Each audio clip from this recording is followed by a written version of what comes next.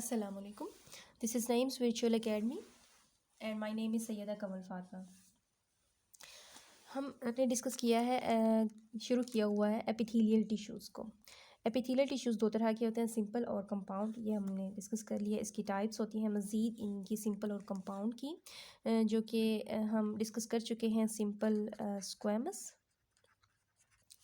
Epithelium को और simple cuboidal epithelium और सिंपल कोल्यूमिनर एपिथेलियम. आज हम डिस्कस कर रहे हैं सिंपल सीलिएटेड एपिथेलियम. ठीक है, हमने डिस्कस किया था कि सिंपल स्क्वैमस एपिथेलियम जो होते हैं ये प्रेजेंट होते हैं एल्वियोलाई में, सर्कुलेटरी सिस्टम यानी कि ब्लड वेसल्स और हार्ट में, बोमेन कैप्सूल में और लूप ऑफ हैनले में प्रेजेंट होते हैं. जबकि जो क्यूबॉइडल है, कोल्यूमिनर जो हैं वो प्रेजेंट होते हैं डाइजेस्टिव सिस्टम के अंदर, और इनकी हमने डिस्कस किया था कि इनकी मॉडिफिकेशन हो जाती है, इनके अंदर माइक्रोवेलाई आ जाते हैं. और जो कि क्यूबॉइडल हैं ये प्रेजेंट होते हैं प्रॉक्सिमल कॉन्वोल्यूटरी ट्यूब्यूल और डिस्टल कॉन्वोल्यूटरी ट्यूब्यूल में. ठीक है, ये हम डिस्कस कर चुके थे प्रीवियस लेक्चर में. आज हम डिस्कस करने लगे हैं सीलिएटेड एपिथेलियम को. ठीक है, सीलिएटेड एपिथेलियम जैसे कि नाम से जाहिर है इसमें सीलिया प्रेजेंट होंगे. ये क्या होता है कि जो इसमें होता क्या है कि जो सिंपल क्यूबॉइडल एपिथेलियम है और सिंपल कोल्यूमिनर एपिथेलियम है. ठीक है, ये दोनों जो है ना ये मॉडिफाई हो जाते हैं. पहले भी मॉडिफाई हुए थे. प्रीवियस लेक्चर में हमने इनकी मॉडिफिकेशन को डिस्कस किया था कि इनकी मॉडिफिकेशन हुई और साइटोप्लाज्मिक प्रोजेक्शंस जो हैं वो बनी, जिनको माइक्रोवेलाई कहते हैं. और इस जब ये मॉडिफाई हो जाते हैं तो इनके लिए एक इनका स्टाइलिश सा नेम आ जाता है जिसे ब्रश बॉर्डर कहा जाता है. ठीक है ना, या फिर ट्रांजिशनल भी कहते हैं समटाइम.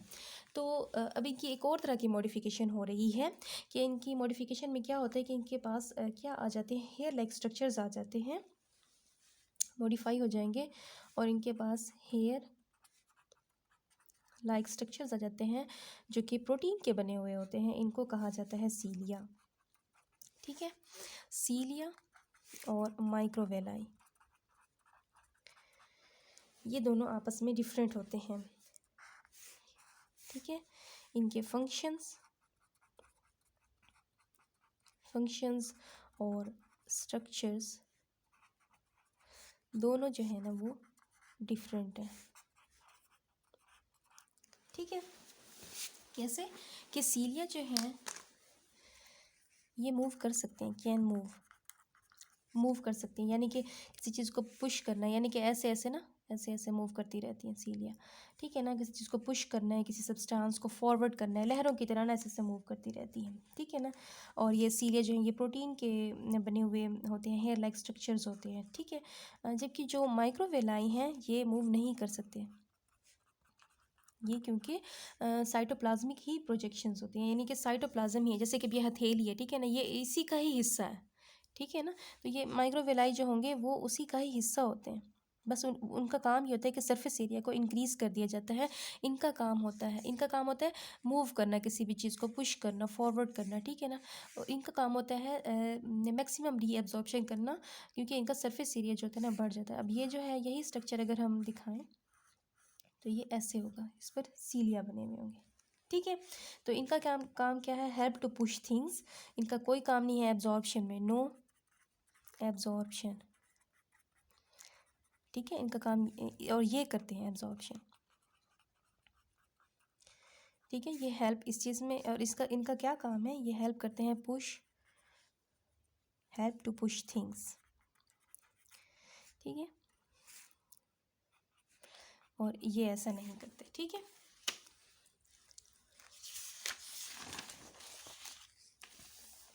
जैसे इनका फंक्शन और स्ट्रक्चर डिफरेंट है, इसी तरह ये प्रेजेंट भी अलग अलग जगहों पे होते हैं. यानी कि ज़रूरी नहीं जहाँ पे सीलिएटेड होंगे वहीं पर ही माइक्रोवेलाई वाले भी प्रेजेंट होंगे, ऐसा नहीं होता. तो अब इनके हम प्रेजेंस को देखते हैं कि कहाँ प्रेजेंट होते हैं। सिलिएटेड एपिथेलियम,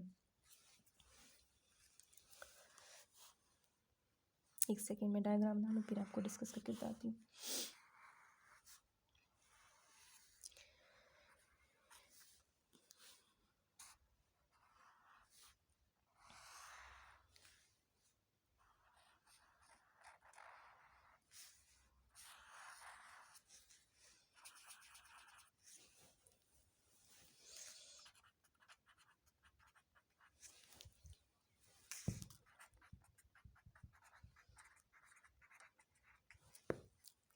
ये देखें, ये ओवरी है, ठीक है, ये फिलोपियन ट्यूब है, ठीक है। अब क्या होता है कि जो भी नया ओवम होगा वो यहाँ से रिलीज़ होके इधर जाएगा, ठीक है। ये क्या है, न्यू ओवम, ठीक है, यहाँ है। एक्चुअल में इसने इस जगह पे जाना है, ठीक है। Ovum is not suppose to stay here, ovum suppose to go to ampulla. Ampulla ये वाली जगह है, एम्प्यूला का जो पोर्शन है वो इस पोर्शन में इसने जाना है, इस पोर्शन में, ठीक है। तो जो ओवम है it is suppose to go to ampulla portion, क्योंकि जो स्पर्म है ना वो इस जगह पर ही आएगा, ठीक है, वो यहीं पर ही आएगा। तो ओवम के बारे में हम थोड़ा सा डिस्कस कर लेते हैं कि ओवम जो है ये नॉन मोटाइल है, यानी कि ये खुद मूव नहीं कर सकता। अब इसने इस जगह से इस जगह जाना है, जबकि जो स्पर्म है ये मोटाइल होता है। अच्छा, इसके अलावा अगर हम और सेल्स की बात करें जैसे कि वाइट ब्लड सेल्स, ये भी मोटाइल होते हैं। और इसके अलावा रेड ब्लड सेल्स जो आरबीसीज भी जो होते हैं ये जो होते हैं ये मोटाइल नहीं होते, ये फ्लो करते हैं, ठीक है। अब हम बात क्या कर रहे हैं, क्योंकि ये नॉन मोटाइल है, आपसे सवाल भी पूछा जा सकता है कि कौन से नॉन मोटाइल हैं और कौन से नहीं। तो हम इसकी बात कर रहे हैं ओवम की, कि ओवम जो है ये नॉन मोटाइल है। अब इसने इस जगह से इस जगह जाना है, how does it move from here to there, ठीक है ना, कैसे होगा। तो जो फिलोपियन ट्यूब है ना, ये वाली ट्यूब, ये जो होती है ना ये सिलिएटेड कोल्यूमनर एपिथेलियम से बनी हुई होती है। जो ये ट्यूब है सिलिएटेड कोल्यूमनर एपिथेलियम से बनी हुई होगी, ठीक है, इस तरह।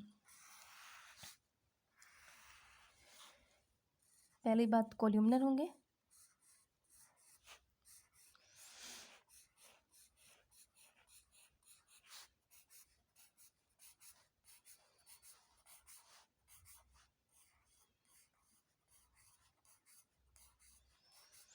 और इन पर सीलिया प्रेजेंट होंगे, ठीक है, ऐसे बहुत सारे। तो इनकी, क्योंकि हमने पहले डिस्कस किया कि सीलिया का काम है कि वो किसी चीज़ को पुश करना, फॉरवर्ड करना, आगे की तरफ लेके जाना, ठीक है ना। तो क्या होगा कि जो ओवम होगा उसने इस जगह से इस जगह जाना है, तो फिर ये सीलिया की मदद से इधर मूव करेंगे। तो ये क्या है, ह्यूमन कहाँ प्रेजेंट है। फॉर एग्जांपल हमने जो एग्जांपल पढ़ी, ये क्या है, ह्यूमन रिप्रोडक्टिव स्ट्रक्चर, या फीमेल रिप्रोडक्टिव स्ट्रक्चर भी आप कह सकते हैं, फीमेल रिप्रोडक्टिव स्ट्रक्चर है, ठीक है।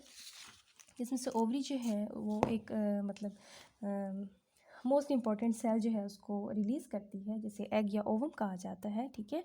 वो जो होगा वो मूव करेगा फिलोपियन ट्यूब के अंदर, यहाँ से यहाँ इस तरफ से किधर, एम्प्यूला वाले पोर्शन की तरफ जाएगा। और इसकी जो मूवमेंट है वो होती है इंसीलिया की मदद से, ठीक है। दूसरी ये कहाँ इनकी एग्जांपल है, ये कहाँ प्रेजेंट होते हैं। सेकंड एग्जांपल है रेस्पिरेटरी ट्रैक्ट, ठीक है, रेस्पिरेटरी ट्रैक्ट में प्रेजेंट होते हैं। जैसे कि ये नोज़ है,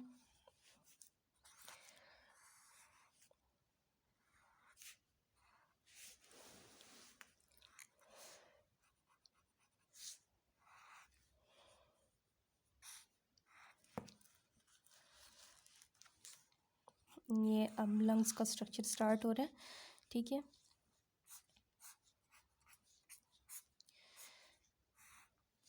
ये देखिए, ये नोज़, ये नोज़ है, ठीक है। ये वाला जो एरिया है ये है ट्रैकिया। इसके यहाँ पर प्रेजेंट होते हैं गोब्लेट सेल्स, जिनको हमने प्रीवियस लेक्चर में डिस्कस किया है, ठीक है। इधर भी प्रेजेंट होंगे,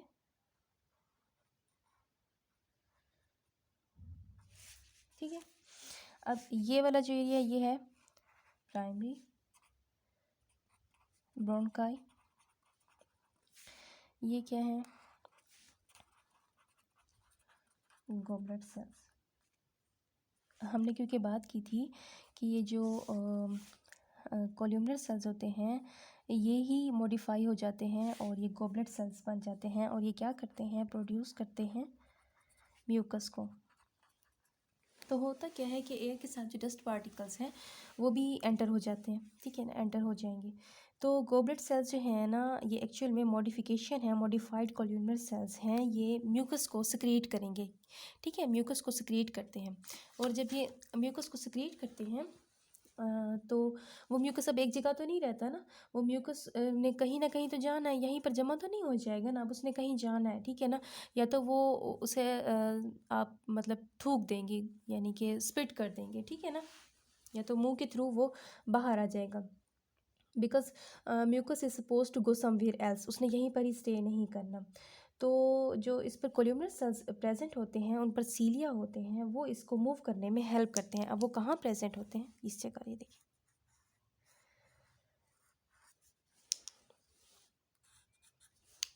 ये देखिए इस तरह। तो यहाँ पर इनके सीलिया प्रेजेंट होंगे ऐसे। तो ये जो म्यूकस होगा ये कहाँ जाएगा, इसने रिमूव होना, या तो वो माउथ के थ्रू रिमूव हो जाएगा, ठीक है, जिस तरह थूक देते हैं लोग, और इसी तरह या फिर वो एंटर हो जाएगा कहाँ पे, डाइजेस्टिव ट्रैक के अंदर, ठीक है। और वहाँ स्टमक में क्योंकि एसिड्स होते हैं बहुत सारे, तो वो इसको ना ख़त्म कर देंगे। इसके अलावा ये कहाँ प्रेजेंट होते हैं, लोअर रेस्पिरेटरी ट्रैक में, वहाँ पर क्यूबिडल जो होंगे सीलिएटेड। यहाँ पर जो हमने अपर रेस्पिरेटरी ट्रैक की बात की, वहाँ पर कौन से हैं, कॉल्यूमनर, कॉल्यूमनर सीलिएटेड है, ठीक है ना, कॉल्यूमनर सीलिएटेड है। और अब हम बात करने लगे हैं क्यूबॉइडल सीलिएटेड की। देखिए अब ये लंग्स हैं, एक लंग को हम डिस्कस करने लगे। तो इसके अंदर जो है ना यहाँ पर प्रेजेंट होंगे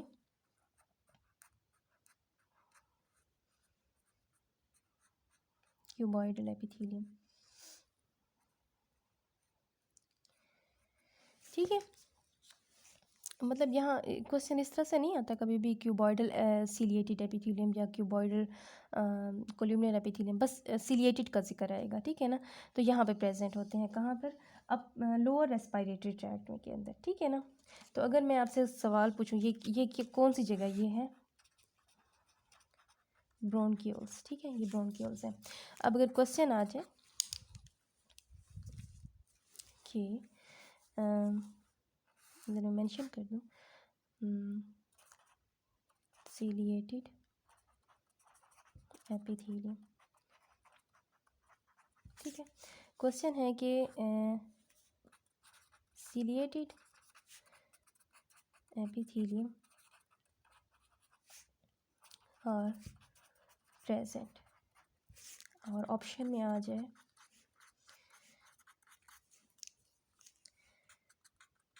fallopian tube, bronchioles, trachea, all of these. तो हम ऑप्शन क्या चूज़ करेंगे, ऑल ऑफ दीज, क्योंकि इन सारी जगहों पर ये प्रेजेंट होते हैं, ठीक है। अच्छा, इसके साथ ही सीलिएटेड एपिथेलियम जो है वो कंप्लीट हो गया। अब हम डिस्कस करते हैं ग्लैंडुलर एपिथेलियम, एक और जो इनकी टाइप थी।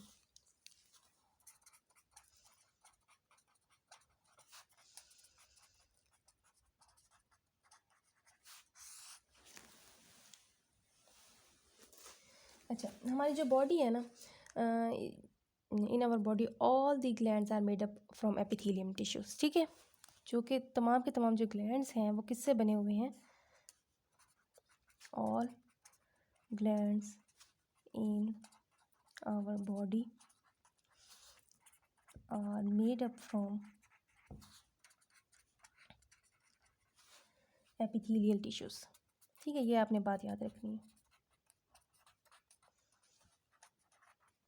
जैसे कि अगर हम बात करें एयर बैग्स की, जो कानों से निकलती है बैग्स, ठीक है ना, वो बने होते हैं सर्मिलस ग्लैंड से। आईज़ में से जो आंसू निकलते हैं वो बने होते हैं लैक्रिमल ग्लैंड से। इसी तरह स्किन से स्वेट ग्लैंड्स, स्किन पर जो होते हैं वो स्वेट ग्लैंड्स प्रेजेंट होते हैं। इसी तरह ऑयल ग्लैंड्स होते हैं, सलाइवेरी ग्लैंड्स होते हैं, मेमरी ग्लैंड्स होते हैं। तो ये सारे ग्लैंड्स जो होते हैं ना, ये किससे बने हुए होते हैं? एपिथेलियल टिश्यूज से बने होते हैं। अच्छा, ये जो ग्लैंड्स हैं ये दो तरह के होते हैं। ग्लैंड्स जो हैं इनकी दो तरह की, दो किस्में हैं। एक है एक्सोक्राइन ग्लैंड्स और होते हैं एंडोक्राइन। बहुत ईजी है।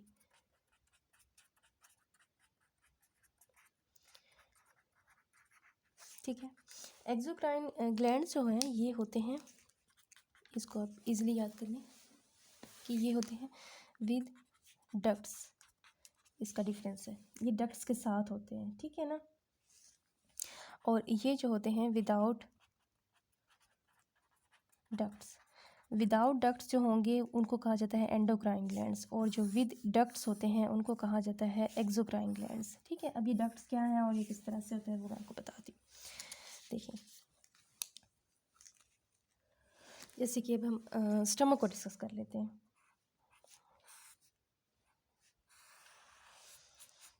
ठीक है,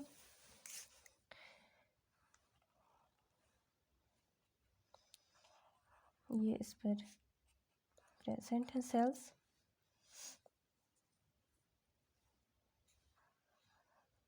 ठीक है, स्टमक में क्या होता है?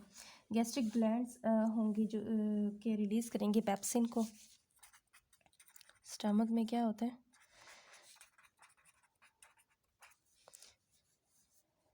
गैस्ट्रिक ग्लैंड्स होंगे जो कि रिलीज़ करेंगे पेप्सिन को, ठीक है। ये पेप्सिन को रिलीज़ करेंगे, तो इसमें जो दो तरह के सेल्स पाए जाएंगे, एक होगा एक्टिव सेल और दूसरे जो होते हैं वो होते हैं डक्ट्स, ठीक है। दो तरह के हम अब टर्म्स बोलेंगे, एक होगी एक्टिव सेल्स और दूसरी टर्म हम बोलेंगे डक्ट्स, यानी कि जो एक्टिव नहीं है। तो वो किस तरह से होता है? ये देखिए, समझे कि ये एक वो ग्लैंड है, ठीक है। ये जो है ना, ये है इसके एक्टिव सेल्स, यानी कि ये कुछ ना कुछ प्रोड्यूस करेंगे, कुछ ना कुछ सक्रिएट करने में हेल्प करेंगे, तो हम इनको कह देते हैं एक्टिव सेल्स, ठीक है ना। अब ये जो सारा मटेरियल ये जो सक्रिएट करके भेज रहे हैं, जिस एरिया में भेज रहे हैं, ठीक है, इस जगह जा रहा है, इस एरिया को कहा जाता है, ये वाला जो एरिया है, ठीक है ना, इसको कहा जाता है डक्ट, ठीक है। तो क्या होता है, एक सेकेंड, इसको कहा जाता है डक्ट। तो क्या होता है कि जो एक्टिव सेल्स हैं ना, ये सक्रीट करते हैं। एक्टिव सेल्स, मैंने कहा ना दो टर्म्स अब यूज़ करेंगे, एक होते हैं एक्टिव सेल्स और दूसरी टर्म होती है डक्ट्स। एक्टिव सेल्स जो है ये सक्रीट करते हैं, सक्रीट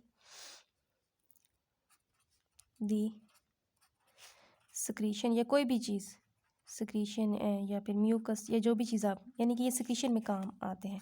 ये क्या है, ये कुछ भी सक्रीट नहीं करते, नो सक्रीशन, ठीक है। जो कोई भी चीज़ सक्रिएट नहीं करते उनको डक्ट्स कहा जाता है। तो डक्ट्स ये हो गई, और ये क्या हो गए? Active cells.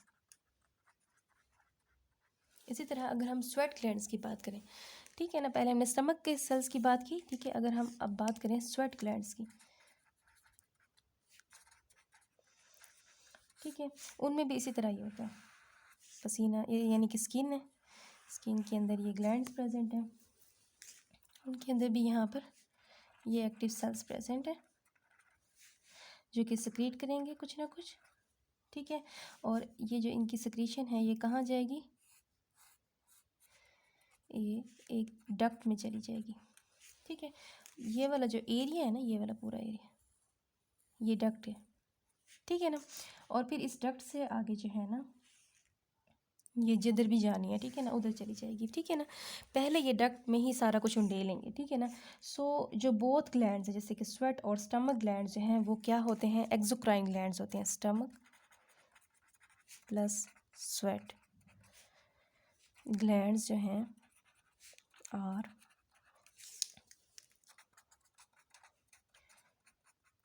एक्सोक्राइन ग्लैंड्स हैं, क्योंकि इनके पास क्या है डक्ट्स, ठीक है।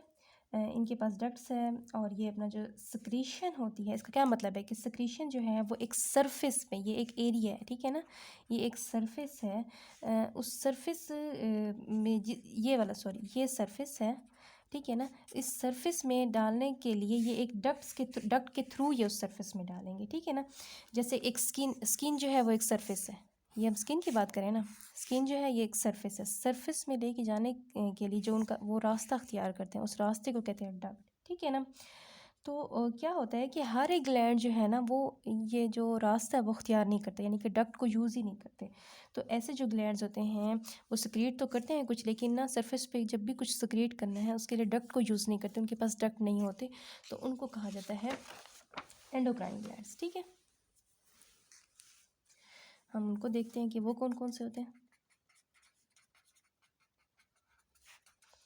ये आपने याद रखना है कि एक्सोक्राइन कौन से होते हैं, ठीक है ना। बाकी सारे जो होंगे वो एंडोक्राइन होते हैं। तो ये क्या करते हैं, ये जो एंडोक्राइन ग्लैंड्स होते हैं ये डायरेक्ट अपनी सिक्रीशन जो है ना किसी डक्ट में नहीं बल्कि ब्लड में डाल देते हैं। क्या करते हैं, secrete their secretion in blood, यानी कि डायरेक्ट उन्होंने डाल दिया ब्लड के अंदर। जैसे कि अब ये ब्लड वेसल्स हैं, ठीक है, ये वेन्स है, ठीक है ना, ये आर्टरीज आ रही हैं, ठीक है। अब ये कोई ऑर्गन है या कोई स्ट्रक्चर है, ठीक है ना। अब इसके अंदर जो होंगी ना ये सब डिवाइड होती जाएंगी और ये क्या बन जाएंगी, कैपिलरीज बनती जाएंगी, ठीक है। ये ब्लड कैपिलरीज है। तो होता क्या है कि ये जो ऑर्गन होता है कोई भी, जिस तरह हमने पहले स्टमक की बात की या फिर पहले स्किन की बात की है, ठीक है ना। तो जैसे कि कोई भी मतलब कैपिलरी होती है ना, ये क्या करती है, ये एक्सचेंज होगा इसमें से मटेरियल, ठीक है ना। अब क्या होता है कि ये जो रिलीज़ करेगी ना कुछ भी सब्सटेंस, तो वो जो होगा ना वो कोई भी लिक्विड टाइप कुछ भी होगा। हालांकि इसके अंदर जो है ना ब्लड प्रेजेंट होता है, कोई भी लिक्विड टाइप जो है ना इसके अंदर जो होगा ना सब्सटेंस प्रेजेंट होगा, ठीक है ना।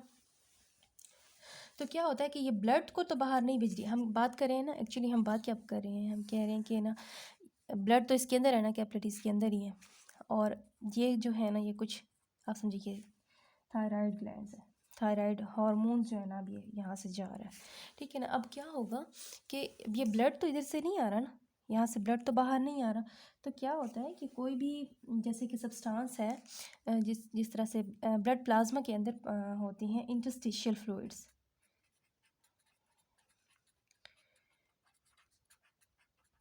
फ्लूइड्स, या फिर इसको दूसरा नाम देते हैं टिश्यू फ्लूइड। ये जो फॉलिकल्स हैं ना ये स्टार्ट करेंगी अपनी सिक्रीशंस, जैसे कि ये हैं, ये सिक्रीशन स्टार्ट करेंगी और ये रिलीज़ कर देंगी उस सिक्रीशन को इनटू द इंटरस्टिशियल फ्लूइड, ठीक है ना। और फिर यहाँ से इस फ्लूइड से जो है ना ये चली जाएंगी कहाँ, ब्लड के अंदर, ठीक है ना। ये इसने अपना फ्लूइड जो है इधर सिक्रीशन इधर डाली, ये इंटरस्टिशियल फ्लूइड से होती हुई ये फिर ब्लड कैपिलरीज के अंदर जो है वो इनकी सिक्रीशन चली जाएगी। तो क्या होता है कि एंडोक्राइन ग्लैंड्स जो होते हैं ये क्या होते हैं, ये डक्टलेस होते हैं और ये अपनी सिक्रीशंस जो हैं ये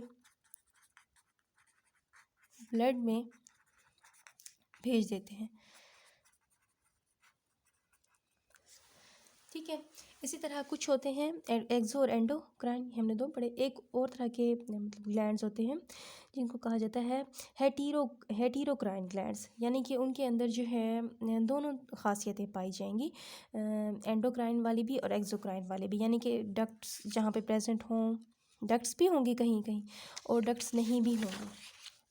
और इसकी जो एग्जांपल है वो है पेंक्रियाज और टेस्टिस। जैसे कि अब मैं लिखती हूँ ये चीज़, ये देखिए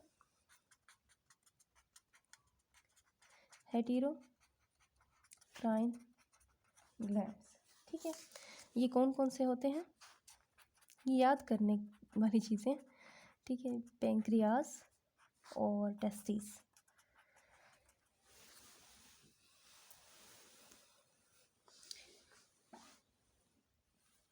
तो ये हेटेरोक्राइन ग्लैंड्स जो हैं इनके पास बहुत मतलब बहुत कैरेक्टरिस्टिक्स होती हैं कि इनके पास डक्ट्स प्रेजेंट हो भी सकती है और नहीं भी हो सकती, ठीक है ना। अब ये देखें, ये है स्मॉल इंटेस्टाइन,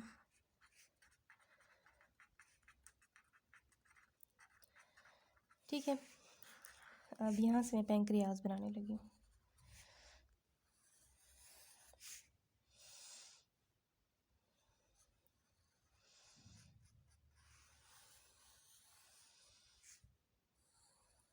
मैंने क्योंकि डिस्कस किया कि पेंक्रियाज में दोनों कैरेक्टरिस्टिक्स पाई जाती हैं, एंडो और एक्सो की, यानी कि उसके अंदर प्रेजेंट होते हैं हेटेरोक्राइन ग्लैंड्स, ठीक है ना। तो क्या होता है इसके पास, यहाँ पे ये देखें, ये कुछ सेल्स हैं, ये प्रेजेंट है, ठीक है। इन सेल्स को कहा जाता है एक्नी, ठीक है। इन एक्नी के पास होते हैं एंजाइम्स। वो एंजाइम्स क्या करते हैं, डाइजेस्ट करते हैं फूड को, ठीक है।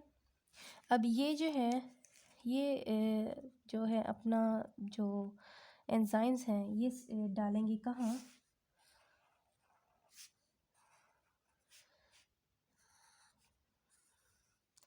इस डक्ट के अंदर। इसी तरह ये यहाँ भी प्रेजेंट होंगे, ठीक है ना, ऐसे। तो ये जो है अपनी सिक्रीशन जो है, कोई भी सिक्रीशन है जिस तरह, वो डक्ट के अंदर डाल रहे हैं। तो ये कौन सा कैरेक्टर आ गया, एक्सोक्राइन वाला, ठीक है। अब एंडोक्राइन वाला देखते हैं। इसके पास कुछ और सेल्स होते हैं, जैसे कि ये इसलेट ऑफ लैंगर हैंस, ठीक है ना। ये जो होते हैं इनके पास भी कुछ सेल्स होते हैं, जैसे कि हैव सेल्स, जिनको आप कहेंगे अल्फ़ा, बीटा, ETC, ठीक है ना, अल्फ़ा या बीटा सेल्स, ठीक है ना। इनके पास भी एंजाइम्स होते हैं। ये भी, ये नहीं, ये जो भी चीज़ सिक्रीट करते हैं वो डायरेक्ट ये डालेंगे कहाँ पर, ब्लड वेसल्स के अंदर। अब सोचिए यहाँ पर, आप ये समझिए यहाँ पर प्रेजेंट है ब्लड कैपिलरी, यहाँ पे प्रेजेंट है, ठीक है ना, ब्लड वेसल है। तो क्या होगा कि ये जो अपनी यहाँ भी प्रेजेंट है, ठीक है ना, ये जो भी इनकी सिक्रीशन होगी वो इंटरस्टिशियल फ्लूइड के थ्रू, ये फ्लूइड है, तो ये अपनी सिक्रीशन जो है यहाँ से डायरेक्ट ब्लड के अंदर ये भेज देंगे। तो एंजाइम्स जो होते हैं ना पेंक्रियाज के अंदर, वैसे तो ये सारा कुछ जो होगा ना, एक्सोक्राइन जो होंगे ना वो 99% होते हैं। एक्सोक्राइन जो इसके अंदर होंगे वो 99% प्रेजेंट होते हैं। वैसे जो एंडोक्राइन वाला पोर्शन होता है वो ओनली 1% होता है, ठीक है। इसके अलावा जो अल्फ़ा है ये रिलीज़ करते हैं, ये जो अल्फ़ा सेल्स हैं, ठीक है ना, ये रिलीज़ करते हैं ग्लूकागोन हार्मोन को। और जो बीटा सेल्स हैं ये रिलीज़ करते हैं इंसुलिन हार्मोन को,